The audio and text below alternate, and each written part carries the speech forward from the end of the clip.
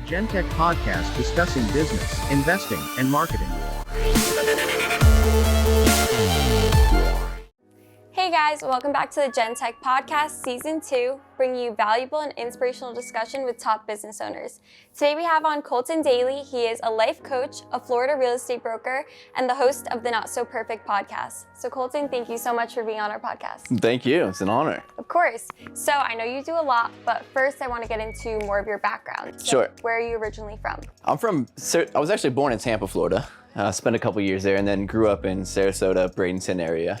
And now I'm back in the hometown, so I'm officially a Tampa Floridian. Yeah, really hear about people being born in Tampa, so that's a first. It's a rare one. So when did you first get into, I know you said your mom is also a real estate agent, Right. So is that what got you into real estate? Actually, my whole family, brother, father, mother, my mother's been doing it about 30 years, but the whole family was in it. I was a freshman in college. I was like, you know what? I might as well get my license. Came home from a summer, got it at 19 years old, and just kind of dabbled a little bit in college, helped friends find rentals and stuff like that, but never like all in on it. Yeah, that's honestly a great time to get it though, because I know now being in grad school, everyone is looking for apartments and rentals. So it's great that you started that early. And do you think that really helped you in your career, starting that early?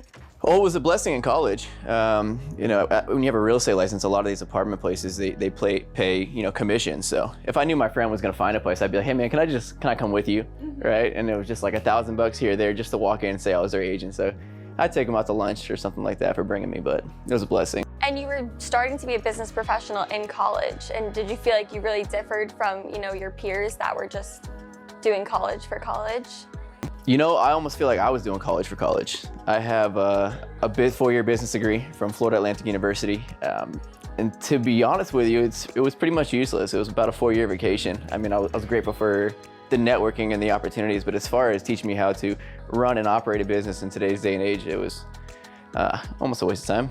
So you said you started to be a real estate agent at 19. When did you become a life coach? I became a life coach, man, it must be when I was about 24 years old or so. I'm about to be 29 in a couple months. So it's been about 4 years or so. And what would you say your interests were that really led you to that journey? Yeah, well, for a while I was really seeking what my purpose for life was. I've always kind of been asking that question and on that spiritual walk to find that. I think for me, what launched me into that career was going through a lot of adversity at a younger age. So my older brother, definitely a superhero of mine. He was captain of the football team, 6 years older. He was a ladies' man, went to the military. And then he got an addiction with drugs when I was in high school. All right, so about freshman year, that took our family on one crazy journey, almost an 8-year journey of him dealing with narcotics and struggling and kind of watching the downfall of my family. When I was 22 years old, my senior year of college, July 5th, I came home. I was gonna go out with him that night. He went out. I didn't go out instead. 2 days later, I found him dead to an overdose in a hotel bed. All right, now during that time, my father was diagnosed with bladder cancer. He was misdiagnosed, said he had a kidney stone. It's actually bladder cancer. So 6 months later, on the very night of my college graduation, my father passed away to cancer. And so within 6 months, I lost half my family. I thought I was gonna spend the rest of my life in Boca Raton with my friends, just graduated, and everything shifted in the blink of an eye. And so to put the cherry on top, about 2 months later, my godfather passed away, just randomly to a heart attack. So I lost all my mentors, all my leaders, all my greatest role models, and I had my mother, right? And I'm grateful for her, but from that moment, I had no guidance anymore. So the only way that I kept my spirit lit and kept my fire inside is every day I'd wake up and I'd listen to motivational speakers, some of the greatest leaders and speakers that ever walked our planet, like Tony Robbins and Les Brown and Zig Ziglar and Jim Rohn and Miles Monroe and Earl Nightingale. I would listen to these people for hours a day for the last 7 or 8 years. And so I've got a couple thousand hours of personal development of the greatest leaders and speakers that ever walked our planet that are instilled in me. And so that's where that passion comes from and all that wisdom comes from that, eventually led me into regurgitating what they instilled into me, into other people, and to now my clients. And when I do motivational speaking, to everybody who's watching. And I'm really sorry for your loss and to hear that. And that definitely makes you have to grow up really quick. You said, it was your senior year of college. So, hearing that backstory, really makes sense, and to see how you've grown into that person today. And how do you think that loss really shaped you? Well, I think it blasted me to different levels of consciousness. There's a quote by Carl Jung that says, "Enlightenment is barred by the necessity of a pathway through hell." Right? Just as gold is refined by fire and diamonds are formed under pressure, it's essentially what happened in my life. And that adversity made me the man I am today and also gave me the path and the purpose that I have today. And so it was my faith that carried me through that journey. I truly believe that all things work for the good and that there's a plan for all of that. And I mean, you're sitting here witnessing the plan now. Definitely. So, you had these things happen to you that really shaped your life, and, most people could have taken that and, not done what you've done with it. It's really, truly amazing that you took all of those adversities and became a life coach because you wanted to help other people. Right. So can you talk about your journey, really starting that? Like, what are the first steps after watching those videos and, understanding like this is something I want to do? Yeah, I was really on that search for my purpose, and I've always kind of had this gift of like motivating people. Like anytime my friends were down and out, they'd call me. I'd try to motivate them. I'd inspire them. I'd always get them fired up. Even when we were in the gym, I was always the person to make you do that extra rep, that go a little heavier. And so I knew I had this heart of a coach to really push people. And so, originally I've always loved fitness, and I was like, okay, well, why don't I get my fitness certification? So I went and got certified with the National Association of Sports Medicine to be a fitness coach. I signed one client, and a week later I threw out my lower back. Right? Again, some adversity, but it was an absolute blessing. Because listening to so much Tony Robbins and knowing he was a life coach, I just fell in love with the psychology and the fascination of like, if you can transform a human's mind and transform their thoughts and identity, their entire life will follow suit. Right? And so, it was that journey where I went and got certified through a company called IPEC, and just began the journey. But I think the most important thing for anybody who's going to pursue a dream, right, which is definitely the narrow path, is you're going to have courage. And that's the number one trait I think that any entrepreneur and any dream chaser's got to have, and is courage. And there's a really, really good quote called "Man in the Arena" by Theodore Roosevelt that I'd highly recommend taking a look at. I will take a look at that. And that's, interesting to hear that journey. Like, you knew you wanted to be a coach. You started off with fitness. That didn't work out, but it really does. Like you said, you believed in your faith and everything ended up being really meant to be. And, you talked about your faith, but I want to kind of get more into that. What would you say the core beliefs that you have that lay the foundation for your life coaching? Core beliefs. Well, to start, I'm a Christian man, right? I'd say I'm more spiritual and faithful than religion.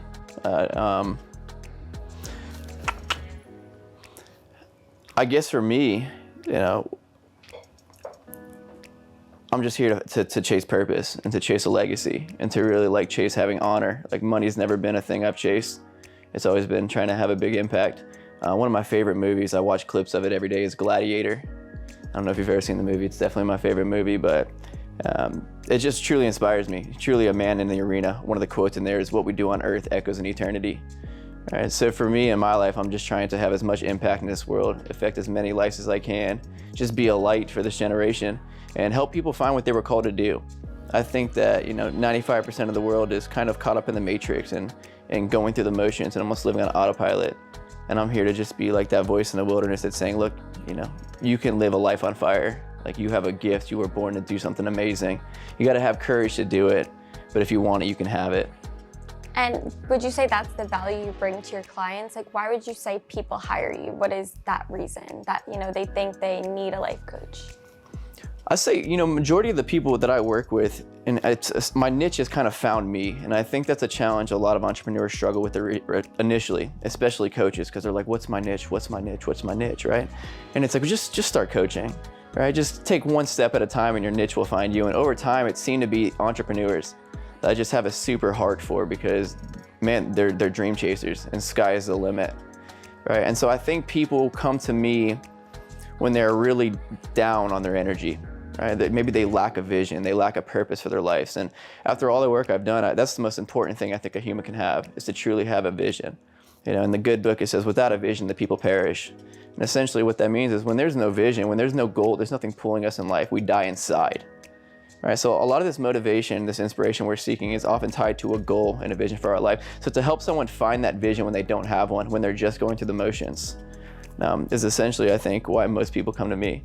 And then when I can help them create a vision, once they have the vision, I'll help them achieve it. I'll help them achieve it. I think that's one of my greatest gifts, is kind of finding the doors and opportunities and situations, helping them step out of their comfort zone, have the courage, build the courage and the identity needed to help them achieve that dream. And you were saying you first started off by, just giving your friends advice, and I think a lot of us listening to this can really relate to that. Your friends are coming to you for advice, whether it's relationship or school or work, and you feel like, I'm good at giving advice, but how do you turn that into a business or a career? That's a good question. Coaching is not so much about advice. It's not so much about consultation. It's really helping the other person identify their truth, right? And identify what their heart desires. And it's the art of asking really, really good questions. Being able to tap into the subconscious mind and allow them to tap into their highest self and start to hear those answers within themselves. Right? So it's not that I necessarily tell them where to go. I help them find their own path. And would you say you kind of have a target audience for, I know you said entrepreneurs, but who is really like the audience that you're like, I can help you? Definitely millennial entrepreneurs. I really, really love this generation. I think we're a beautiful hybrid between, the generation that didn't really have the technology, where we were going outside, coming in when the sun sets, right? And then being introduced to this technology, and a beautiful gap in between.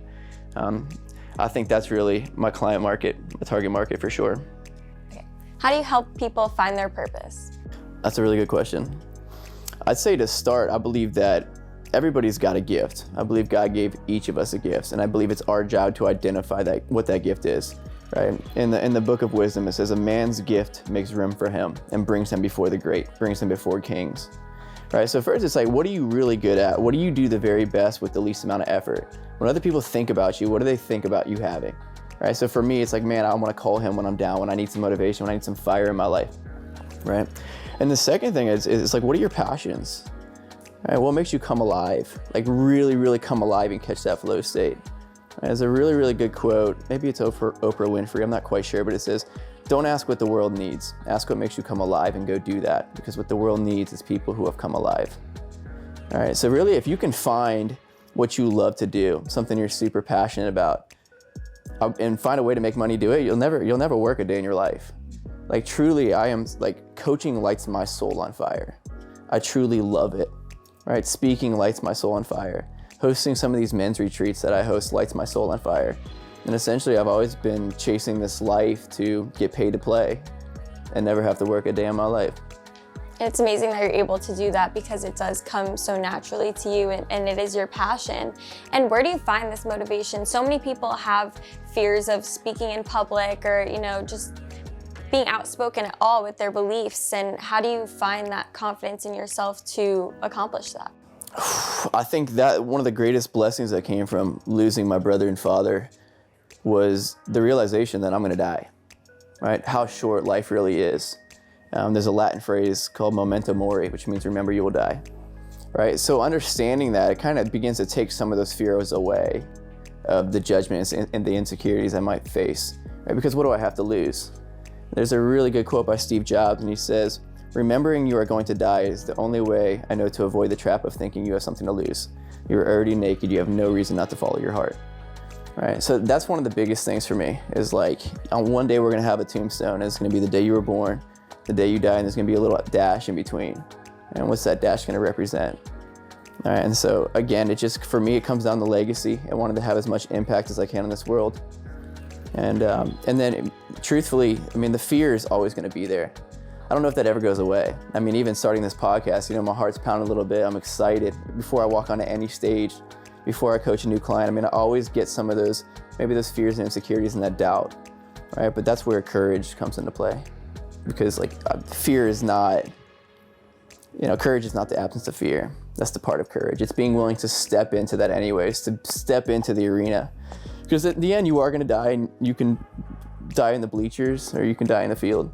And it's like, you might as well come down the field and have a good time while you're here. And I love that, and that's such a great point, but what advice would you give, to someone who wants to live their life to the fullest? Like, how is it possible? You got to do the work. You got to do the work. Right? You've got to really find, you find what you're called to do, find your purpose, be chasing that, really be able to dive into yourself, see what your limiting beliefs are, see what's holding you back. And that comes with finding a good coach, a good life coach. That comes with finding a therapist. That comes with doing the personal development and listening to the speakers and the leaders and reading the books and surrounding yourself with people who are playing the game way higher than you. You know, if you can find someone who's so in love with their life, unconditionally in love with their life, get around them, surround yourself, right? Invest your resources into them so you can get what they have. And that would be the first start. Find a coach, find a therapist, find someone doing exactly what it is you want to do, and somehow get around them. And when is that right time to find a coach or find a therapist? Is there ever a right time? Right now.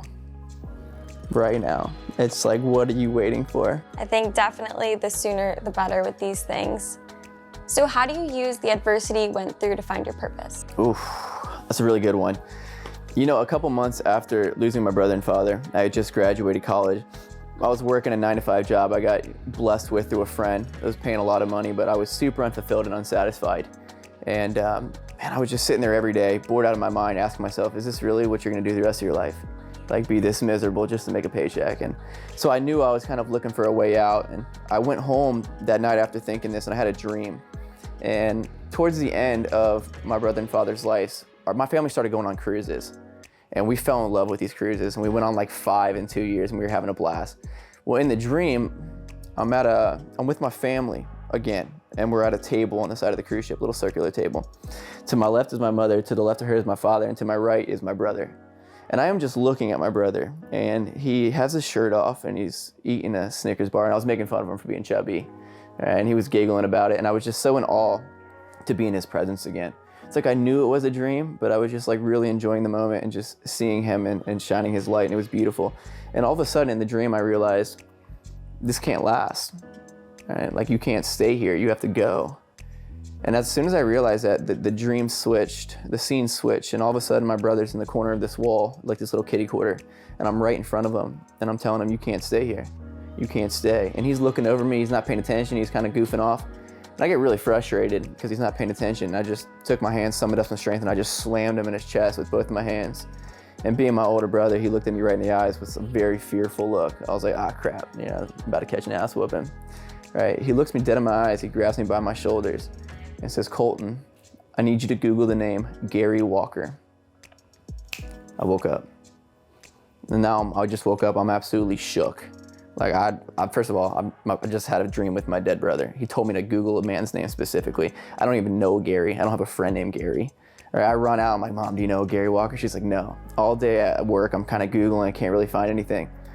That evening, right before I left work, I found on YouTube, about the 3rd page, there was a video, and it says, Brother Gary Walker shares his testimony. And so I start to listen to this, about 2.5-hour video, and I'm on my way to the gym. I had an hour drive home. I get to the gym, and this guy starts sharing his testimony. He's a pastor of a church in Australia. He launched a church. His entire life, he's been in ministry. He had a beautiful family. He did amazing outreach and did all these amazing things. And one day he has 2 daughters, just one daughter and his wife, and they got in the car and they were going to do some ministry, some outreach, something amazing. His daughter says, Dad, do you want me to sit on the left side of the seat or the right side? He's like, I don't care, you never asked me, sit on the right. On their way there, a box truck comes down the road, swerves off the road and smashes right into the left side of the car. His daughter was sitting on the left, she would have been killed on impact. Gary and his wife were severely injured. He was in a coma for up to 9 months in the hospital, right? After 9 months or so, he comes out of this coma and he said for the first time in his life, he questioned God. Like, God, why? How could you do this to me? Why would you allow this to happen to me? All I've ever done is good. All I've ever done is serve you. How could you let this happen to me?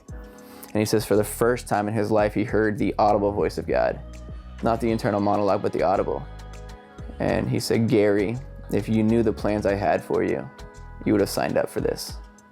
And at that moment, my entire body just filled up with goosebumps. I almost fell to my knees because that was the message my brother came to give me, or God came to give me, right? And so for me, it's just the same way I live my life, right? Like if I knew the plans that he had, right, when I'm on these stages in front of 100 people, hopefully 5,000, 10,000 one day, to let them know that like whatever you're going through is gonna be part of your purpose.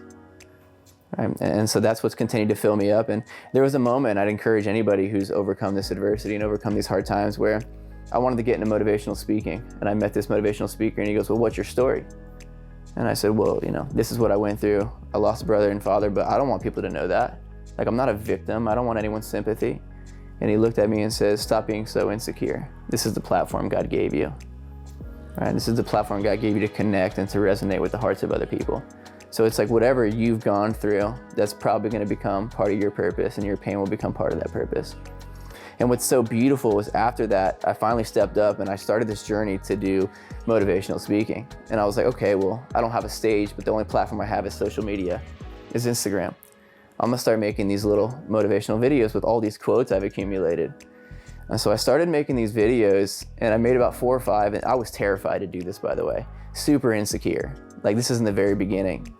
And the first quote video I did was by Jim Rohn, and the quote is, if you think trying is risky, if you think trying is scary, wait until you get the bill for not trying.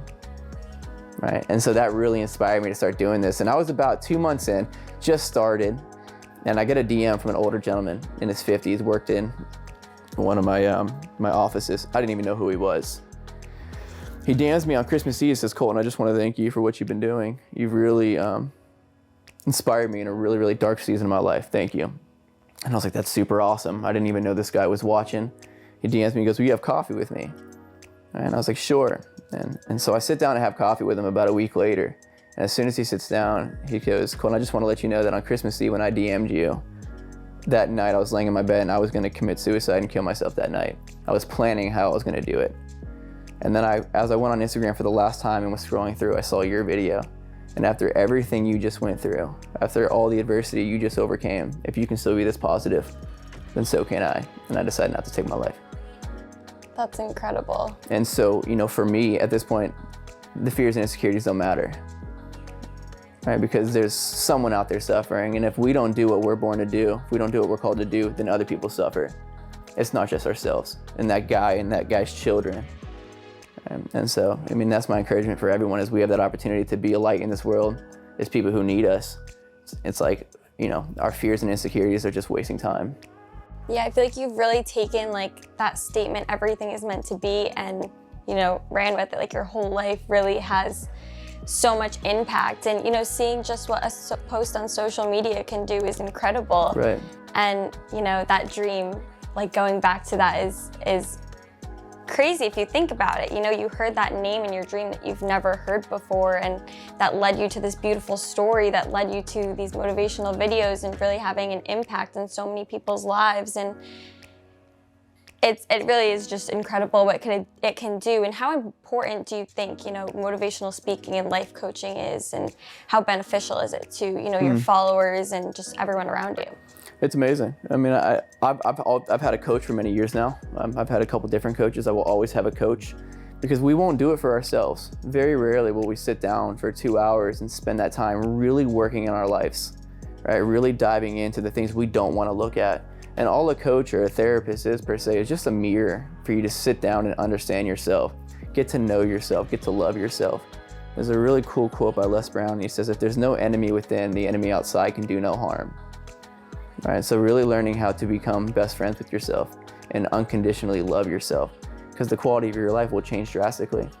Right? If you can change the identity of who you believe we are, right? Our thoughts and our actions will always be in alignment with who we believe we are. So if you can change your identity and who they believe they are, you don't have to fix the external. That'll take care of itself.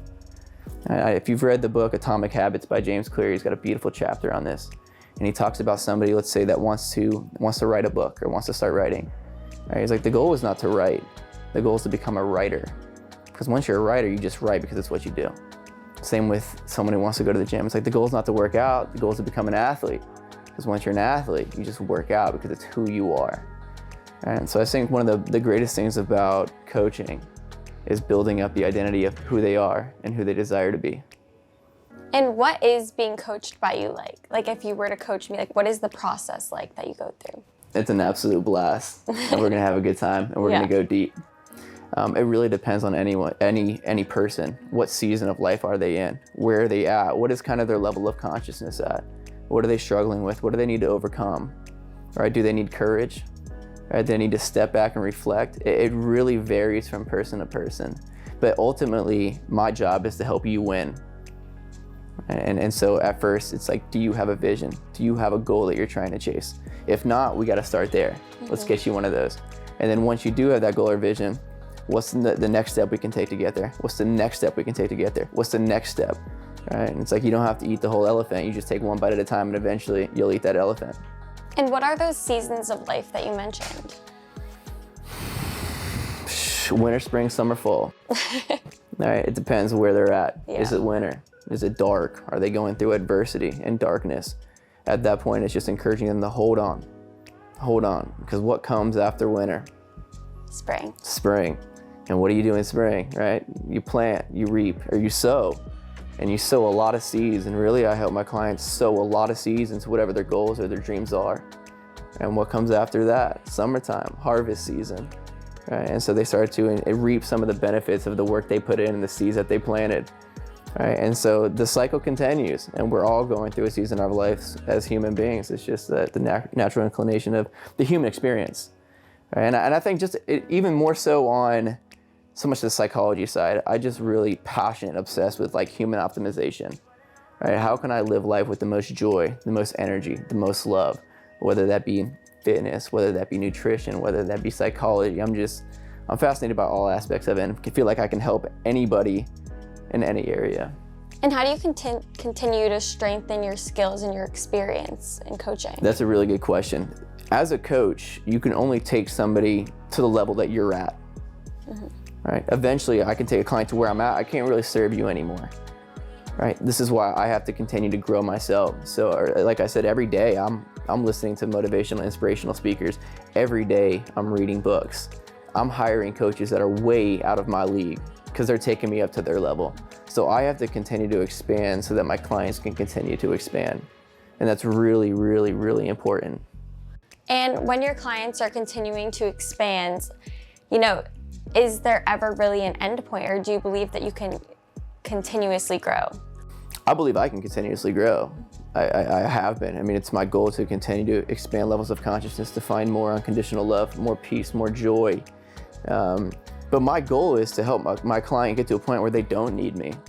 I shouldn't have to coach you forever. Mm-hmm. And there are some clients that just love having me as that accountability aspect, to continue to have a mirror for themselves, to continue to help them grow. So how can someone determine what type of coach that they need? It's a great question. I always say coaches are like chefs, right? Like you have multiple Michelin star chefs, but they have different flavors of cooking. This guy cooks Chinese, this guy cooks Spanish food, this guy cooks American. So find out what flavor you're looking for. There's a ton of different coaches. There's relationship coaches, mindset coaches, there's health coaches, there's lifestyle coaches. There's a coach for almost anything at this point. But I think more so than that, just find someone you feel really, really aligned with. Right? Like they're speaking to your soul, they're speaking to your spirit, and you just feel really called by what they do and who they are. And I think one of the things that separates really, really good coaches is people who are just authentic. Right? They don't try to be anyone else but themselves, and they really own and embrace that and love themselves. At least that's who I really admire. Because there's a lot of people in this world that are out there speaking right now. There's a lot of people making a lot of noise, but there's very few who have weight to their words that really touch the soul when they start to speak. So just find out who you feel aligned with and called to, and send it, man. You got to understand that when you invest into a coach, you're investing into yourself. Mm-hmm. You're not just paying a coach, you're paying that coach, whether it's, and good coaches are expensive. Don't get me wrong, you're talking anywhere from $5,000 to $100,000. So there's some coaches that are $250,000 to work for 50 hours. Steve Hardison, for example, $250,000 for 50 hours, right? And so, but what you're paying for, right? It's like for me, for example, if you were to work with me, well, you're paying for 10 years of the adversity I overcame. You're paying for thousands of hours of personal development. You're paying for every book and every ounce of wisdom that I have inside of me. You're not paying me for my time, but you're also paying me for the very real opportunity to bring your dream into reality. And in the end, what is your dream worth? And what are you worth, which is important? Well, it really depends on, I don't have a set price. It really depends where my client's currently at. It's definitely several thousands of dollars, right? But enough to where they'll put skin in the game and commit, right? Where our treasure is, there our heart will be also. If I had a guy that's a billionaire and I charged him $1,000 to work with me, he's not gonna take that serious. There's no skin in the game, right? So it really depends on how long I work with you, what you're needing from me, and the time we're gonna spend together. And I wanna get more into, you're also a Florida real estate broker. Right. So, the market is crazy right now, and I wanna hear kind of your thoughts on that. So what do you think about the real estate market in Florida right now? I can't really speak for the whole market of Florida. I can speak for more Tampa. Mm-hmm. I believe that, we're still one of the hottest cities in the entire world. I think, or the entire nation, maybe the entire world. Right? I mean, the last few years, you have people like Tom Brady coming, you have the Lightning winning, you got the Tampa Bay winning, you got the Rays going to the finals, and then everything, along the lines of the pandemic that we went through and everyone's traveling here. I definitely see kind of a stalling of the market. I'm seeing a lot more listings start to come on the market. I'm seeing some price reductions. I'm even noticing some of the listings that I currently have are just not really selling at the moment. Where you go back a year ago, it was kind of just ask whatever you want and you were getting paid for it, and probably over asking price. So I think we're starting to see a level out, which we probably need, especially for these millennials that are finding a hard time to spend $3,000 in rent for a 500 square foot apartment, or pay $700,000 for a 700 square foot condo. It's probably necessary. But I think as far as Tampa goes, I don't think we'll take too big of a hit. And would you say it's a buyer's or seller's market right now? I'd say we're still in a seller's market. So what advice would you give to someone that is looking to buy an investment property currently? If the numbers are right, send it. Yeah. And what is your views now on, the interest rate continuing to rise? Do you think it will ever continue or keep continuing? I don't really, it's not what I put a lot of focus on. To be quite honest with you, I'd say that although I enjoy really selling condos, that's kind of my niche in real estate. I love channel side condos, I love Tampa condos, and I love serving people to get those homes. Real estate for me is a vessel to help turn my dream into reality, to become one of the best motivational speakers in the world and one of the best life coaches in the world. So as of now, throughout the last few years, it's really begun to transition from focusing a lot of my time on building a real estate career to 90% of it building this coaching and speaking career. Definitely, because you're able to fulfill your passion, and you're also a host of a podcast. So do you want to tell us a little bit about that? Yeah, absolutely. But just to go back on that one thing, I believe that a lot of us have a lot of different ways to make money, and there's a lot of us who are very talented people, and there's any path you can take. I can go, and if I really pursued it, make millions of dollars in real estate, but it wouldn't fulfill me. It wouldn't light my soul on fire. And I think a lot of people are going to come to that crossroads one day where they have the path of least resistance, or a path that's going to make them a lot of money, or the path to follow their heart, to follow their dream, right? And one brings fulfillment, right? So to really have somebody identify, like a lot of people say, I want to be successful. What does that mean? Get really clear in your definition, right? Because if you chase, if you're chasing a sunset and you're running east, right, you're gonna run into some problems. And how would you define success? Purpose, fulfillment, joy, love, peace, impact, contribution, progress, growth. And, have you, obviously you were saying, you're using real estate as a vessel to live out your passion project and help people. So would you call yourself successful? Yeah. I'm really happy with where I'm at, but still hungry to continue to grow. I'm content, but never satisfied. And where do you see yourself, or where do you hope to see yourself in 5 years of being a life coach? Yeah. Now that you say, what is my definition of success? I'd really say just the ability to live life on my terms, to do what I want to do when I want to do it, to do what I love to do. Even if that means after this podcast, going to play a game of golf with somebody, a round of golf, but being able to be there and be a light for them as I do it, to meet new people, to travel the world, to speak. And the question was, where do I see myself in 5 years? Doing exactly what I'm doing today. I just think on a bigger platform, as I continue to show my authority and in this realm, that I was born here to do this, that I'm really good. From the bottom of my heart, I truly believe I can go toe to toe with the best motivational speakers in the world. I'm just waiting for my opportunity to showcase it. And how will you continue to grow? Keep stepping into the arena. Keep stepping out of my comfort zone. And beginning this journey, I've been starting to set up these events, these personal development events. The last one I did was about 3 months ago, where I had about 60 people show up, and they all invested their money to come, and I was able to help serve them for 3 hours and pour all this wisdom and personal development into them. And I just see that continuing to grow. I see my clientele continuing to grow with maybe the status of the people. I'd like to work with some of the greatest in the world. And what is the real purpose of these events, versus meeting with you one-on-one as a life coach? Really to share with the masses, right? I mean, to work one-on-one, let's say I meet with a client for 2 hours, if I was gonna meet with 70 people for 2 hours, right? I'd be here for a few months. So really to share with a larger amount of people some of the most profound wisdom and truths I could share, let's say in 3 hours. But ultimately, the theme is along the same of what we've been talking about. Where are you at in your life right now, right? Have you ever thought about that? Have you ever kind of sat down of a benchmark? It's like, where am I? Where am I going? Am I on the right path to get there, right? Or am I doing some things in my life that are holding me back? Am I stagnant? What am I chasing, right? If you're at a 9, let's say you're at a 9 to 5, and it's like, what after this? And some people have never thought about that. They don't have a next goal, right? Okay, let's say you're not really fulfilled. What's your plan to get out of this, right? Okay, let's say you get the promotion, you make a little extra money because now you'll say you're a manager. You make 30,000 more. Is that gonna fulfill you? Is that your dream? Is that your heart's desire? All right, so to really get people to come together and be like, where am I and where am I going? And am I making progress towards that? And also just to encourage them through some of the adversity they may be experiencing.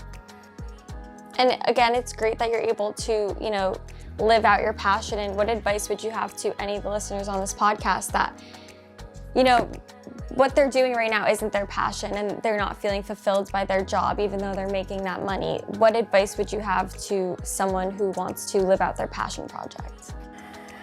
So you said they're in their job now, they're not currently passionate about what they're doing, but they're not really doing anything else? Well, first of all, find what makes you come alive. What do you really love to do? Back to what we were saying earlier. What lights your soul on fire? What are your gifts? All right, what could you do every day? If you could wake up every day doing something you love, what would that look like? And a lot of people have all these limiting beliefs like, oh, it's not possible, right? Or I wouldn't be able to do that, right? Let's say you're obsessed with video games, right? Like you could play that 16 hours a day. There's streamers out there making $100 million at this point, right? You can go on there, maybe you're a coach, right? And you can stream and you can coach, you can play video games, you can do anything, right? So whatever limiting beliefs you have is a bunch of BS. One of the things Gary Vee always talks about for people who are in that position, let's say you have responsibilities, you have a 9 to 5, right? He's like, okay, what are you doing from 5 to 11 when you get home? That's another 7-8 hours. Right? So find what you want to do, right? Create the vision and start planting the little seeds to open those opportunities. And I'm always one, right? There's a good formula in the good book that we've all heard. It says, ask and you shall receive, seek and you shall find, knock and it will be open for you. 3 parts, 3 commas. First, you gotta ask. Right? I'm a big proponent of the law of attraction. I really believe it. As a man thinketh in his heart, so is he. Right? Give and it'll be given to you. Right? And so what are you thinking? What are you asking for? Once you ask, well, then you have a comma. The next part is seek. All right, so when you put it in your reticular activating system, all of a sudden your subconscious mind goes to work on your behalf. It starts spotting people and doors and opportunities and starts highlighting books that maybe you should read. But you gotta be looking for it. Your eyes have to be open. But it doesn't stop there, because then when you see it, last comma is you gotta knock. You gotta knock on that door and it'll be open for you. And this is where a lot of people struggle. Maybe there's that person where it's like, I really feel like I need to talk to him. I really feel like I need to talk to her. But all of a sudden you have those inner insecurities, that inner voice. Nah, don't bother them. Nah, they're busy. Nah, you may get rejected. And that right there can prevent your entire dream from coming to life. You've got to be willing to have courage, step up into the arena, face those fears, and knock when those opportunities come. And I live by the quote, closed mouths don't get fed. And how do you really create that motivation in your clients? Helping them find their why. It's like, once you have that purpose and you have that dream, like, why do you want to accomplish this? Right? Really helping them find a lot of meaning behind why they're going to chase that, why they're willing to give up everything to accomplish that dream. And I really feel like I'm willing to give up everything to bring my dream to life. I would sacrifice, if someone offered me $10 million right now for like a sales position doing something I didn't want to do, I would say no and continue to grind out the beginning stages, right? And you were saying that you were really started off on social media and posting those videos and not realizing how huge of an impact they were having. How have you used social media, now in your business as a vessel to, spread your motivational speaking and your coaching to your followers and all of the users on Instagram? Right. Well, I think for Instagram, for me, a part of it is just an opportunity to be a light for this world. It's almost like some philanthropy efforts as well. there's so much that we scroll through all day, maybe that's a little bit negative. And I just try to be on there and kind of interrupt that pattern and be a light for this world. So everything I post is typically, I post with the heart and the intention to add value. Right? Whatever the picture may be, in the caption, I promise you there's gonna be something in there that if you take time to read it, it could add a little bit of wisdom to your life or a little bit of hope. And how important do you think it is to add value in your content? Like you said, there's so much being posted and it's just oversaturated all of social media. So how important is it that, you know, you're on there continuously adding value and improving people's lives? I think it's really important. I think we kind of have options. Is Instagram an ego show, right? Are we up there to get a bunch of likes and to validate something within ourselves that we're not able to validate for ourselves because we haven't done the inner work to have that self-validation? But for me, you know, again, I think what a beautiful opportunity to be a light for this world, to put out a good message, and at the same time to be your authentic self, to inspire people. Right, just like I do those personal development events, just like I do with my coaches, I share some of the same things on my social media. And all my heart, I promise you, from the bottom of my heart, if there's just one person that post affects, I don't need 1 million likes. That's really cool. If it gets 1 million views, I want my message to share out to the world. But when I get that one message that says, I really, really needed to hear this today, or that one guy that you didn't even know that was about to take his life that needed to hear my voice, that if my insecurities held me back from doing that, he wouldn't be here today. That's what it's all about. It's truly purpose. And as that story really shapes now kind of every post that you have, seeing how much of an impact it has. Right. Yeah. It definitely does. It is crazy to see, you know, because on social media, you're not actually seeing these users and in person and seeing the impact you have. So having that person tell you that can really, you know, change your thought process and what you post. It definitely does. Yeah. And you know, what skills do you think you've really found vital to your career as a life coach, and skills that you think are really important to have? First and foremost, hunger. Hunger. Right? Once you have that dream, you have to be willing to chase it with everything you have. So just having the ability to stay driven, to stay hungry, the ability to keep yourself motivated. Right? And that's going to look different from a lot of us. You know, for me, I've always been one to listen to motivational and inspirational videos every day. Believe it or not, when I'm at the gym, I'm not listening to music. You know, I'm listening to an hour-long inspirational, motivational video with a compilation of some of the greatest leaders and speakers that ever walk our planet. And they've got some of the most inspiring backing tracks by some producers like Hans Zimmer and these amazing movie theme songs that really touch the soul. Right? So when I'm in there, I'm working out on my body, but I'm working on my mind and my will, my heart, and my discipline, and also gaining some of the most profound wisdom that's ever existed. Right? And so, I mean, essentially, I don't believe that, you know, you pursue success. I believe that, you know, you gain success by becoming an attractive person and a valuable person. Right? So the more value to add to yourself, I think the more success that will follow. And I want to ask, do you have any new business ventures or, you know, big plans for the future? At the moment, I have a couple things in the works that may be a potential business opportunity that I can't really discuss right at this second.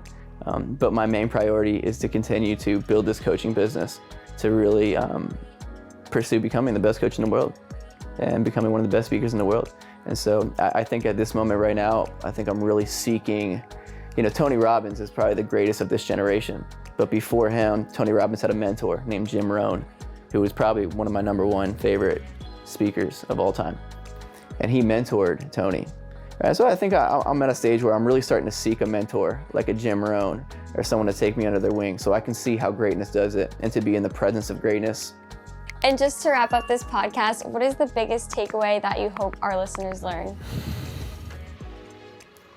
I was asked a question recently on another podcast, and the host said, if there was a billboard that you could leave and that would be there for eternity, what would your message say? And honestly, it would be chase the dream and leave your mark. I love that. Well, Colton, Daly, thank you so much for being on our podcast. This is awesome. You're a great hostess. Thank you. Thank you. And again, where can our viewers find you online? Yeah, right now, just my Instagram. So it's Colton, C-O-L-T-O-N, my middle initial, which is M, and then Daly, D-A-L-Y. Perfect. And you can find us at GenTech Marketing on all social media platforms. Colton, thank you again. Thank you. And we will see you guys next week.